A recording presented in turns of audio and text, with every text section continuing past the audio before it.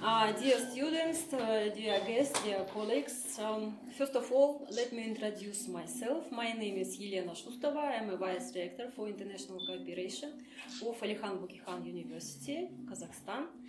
And we are very welcome to our Center of the Kazakh Language and Culture, named after Abay, който. First of all, I would like to introduce my colleagues, Professor Veselin Blagoyev. He is the director of our International Business School of our university and a senior specialist of our international office, Agota Zhildykhanova. We prepared some interesting program for you about the Kazakh culture and Kazakh traditions of our country. And of course, some interesting quiz about our traditions. And a few words about our center. It was opened 5 years ago to support the exchange of scientific and technical information between our universities. By the way, our collaboration with the Technical University of Sofia is lasting about 7 years, and we are very thankful our colleagues from the Technical University of Sofia for active and fruitful collaboration for about 7 years.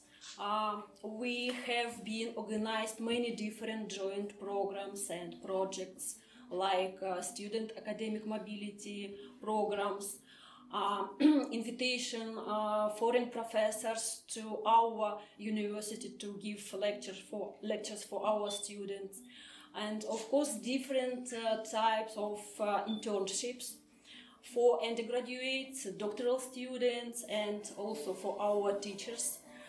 As we know, 3 of our students from our university are studying now in the Technical University of Sofia. And moreover, we would like to organize a joint educational program, Artificial Intelligence and Blockchain, with the Technical University of Sofia. So, as you can see, our collaboration is not formal, it's real. And now our event today is devoted to the study of the culture and traditions of the Kazakh people. And I would like to give the floor to my colleague, Professor Blagoyev Veselin. Thank you so much. It's a great thing today, this event, which is around the cultural specifics of Kazakhstan. But actually, what's behind it is the possibility for you, for everyone from the Technical University, to join these mobility programs and come to CMA, and vice versa. The same thing for our students from CMA who may come to the Technical University in Bulgaria and to other universities for joint programs, education programs. We live in a world which is a joint village. It's a village in which we have to share knowledge and skills. Otherwise, it will be difficult for us to make business. So what we do actually is directed at that focus to make possible for our students to develop, to be better, and to be successful in their professional and personal lives. Thanks so much. Thank you. And also we are very thankful the Embassy of the Republic of Kazakhstan to Bulgaria for their support of our collaboration with all Bulgarian universities. And now I would like to give the floor to our Agota. You're welcome. Okay, so firstly, welcome. And now I would like to share with you a video about Kazakhstan, so you will have some.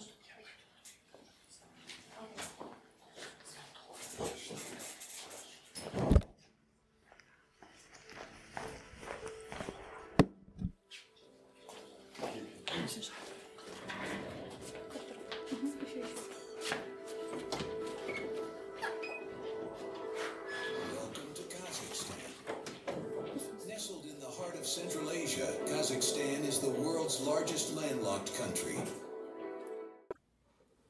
Okay, so I hope that it was interesting for you. So now let's talk about culture and traditions of Kazakhstan.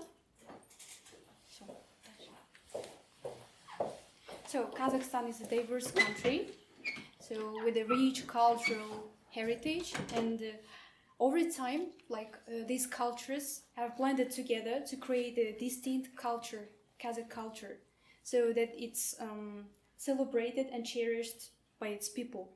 And despite the blending of cultures, the people of Kazakhstan have worked hard to preserve their cultural traditions. And these traditions are passed down from generation to generation, and it's widely observed across the country. So while there are too many traditions to list them all, we will highlight some of the most important. So let's start from the first one. So helping each other has always been valued by Kazakhs, and it was very important in Kazakh community. And therefore, there are a number of traditions, but which are associated with a mutual aid. So the first one is called Zhilu, and this tradition is associated with the provision of material, moral, and financial assistance to people affected by natural disasters. So all supporters, not only relatives, they are entitled to help the victims of the natural disasters. So many things can be given as donations. It can be livestock, building materials, or maybe clothes and money, and etc. So the next one is it's called Asar. So family which has to perform an urgent and sometimes hard work has the right to ask relatives to help them.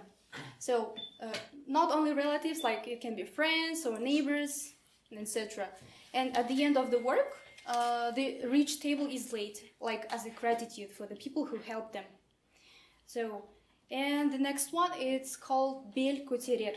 Bel Koterer is a tradition to treat the elderly people, and the most delicious food, as kazı, jent, cottage cheese, cooked for the elderly people. So typically this responsibility rests on children, relatives, or the less likely neighbors.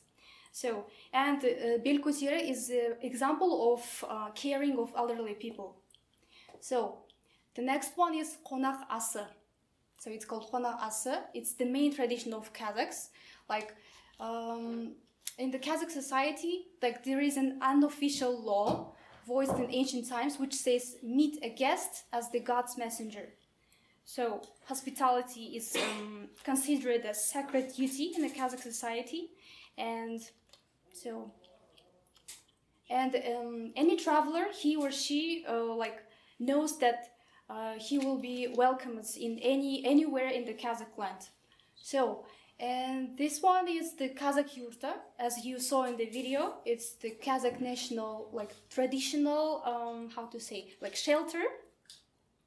So it's based on the ecological balance and sustainability, and it does not seek to dominate and change the nature, but seeks to learn in its laws and follow them in a daily life.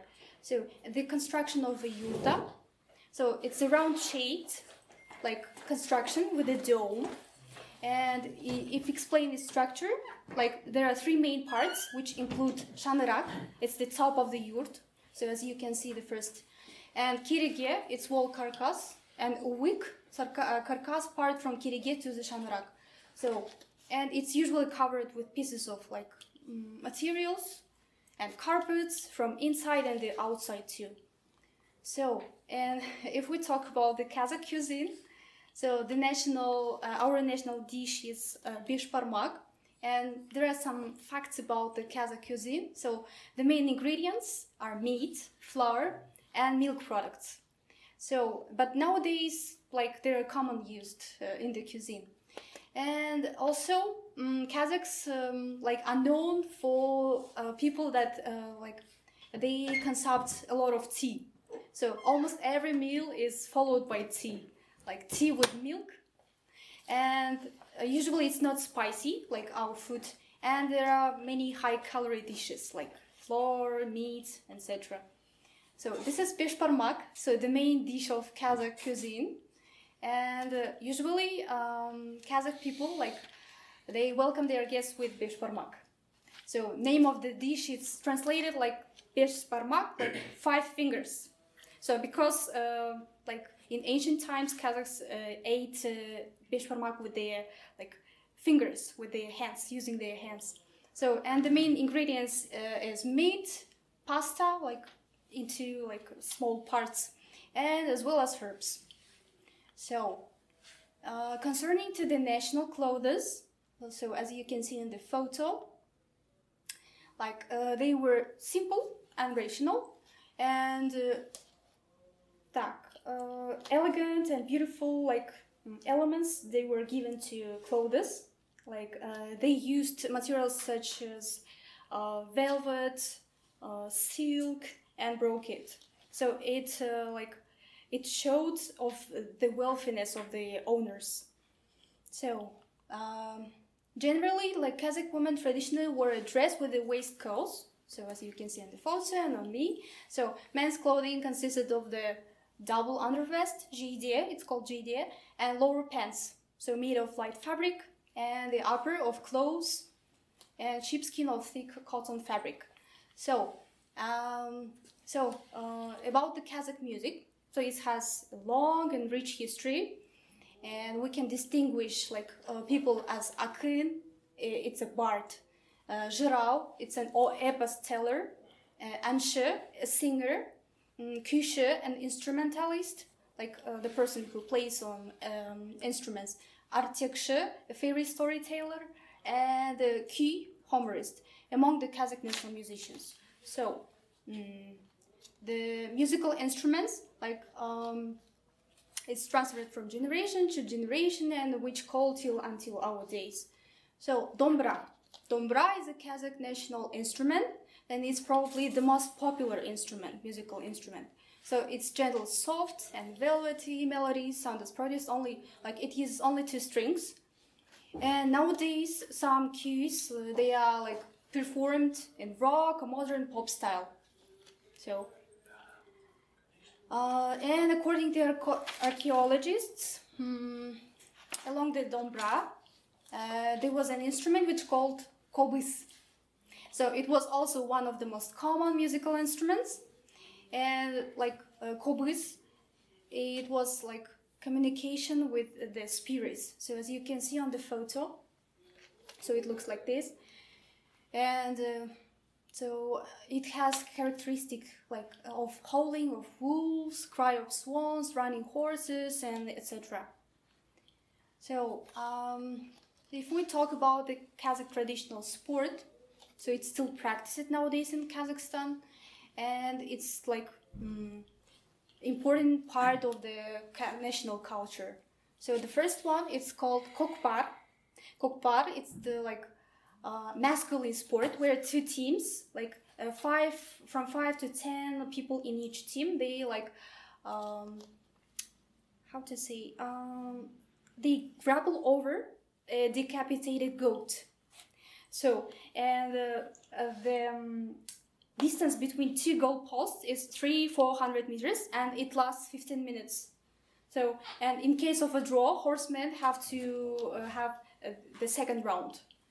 And so, as you can see, it means grey wolf. So it's kind of a polo. Yeah. The next one, it's also the Kazakh national game. It's asık atu. Asık. So it's a popular national game. So it's meaning to beat out with one's own asık. So as you can see in the photo, yeah. So asık, it's a bone of a knee sheep joint, yeah.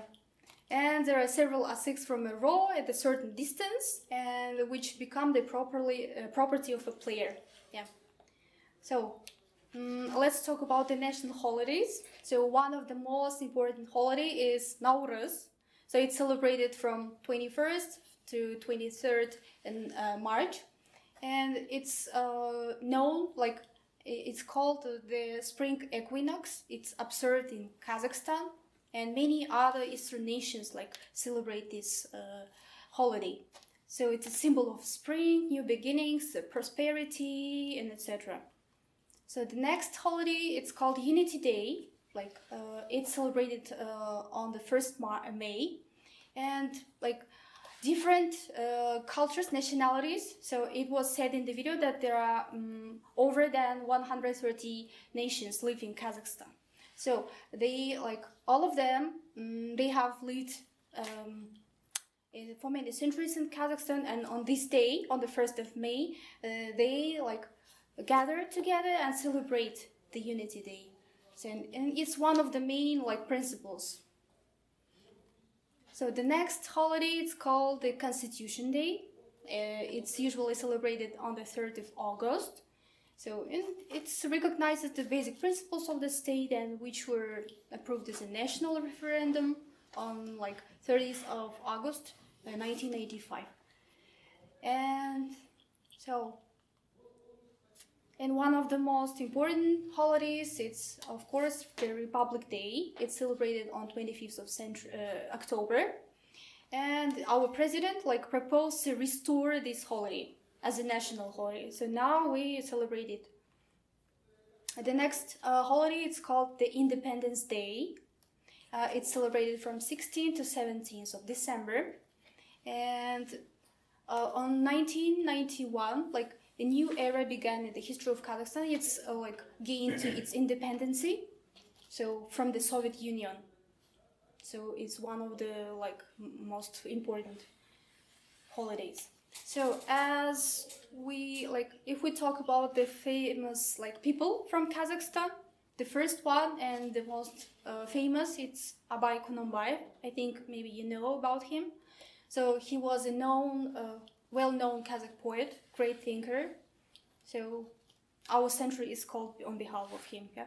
So, and he was a fighter for the prosperity of the Kazakh people, and he became the leader of the Kazakh literature. So a lot of his books were translated into different languages, like more than 150, I think.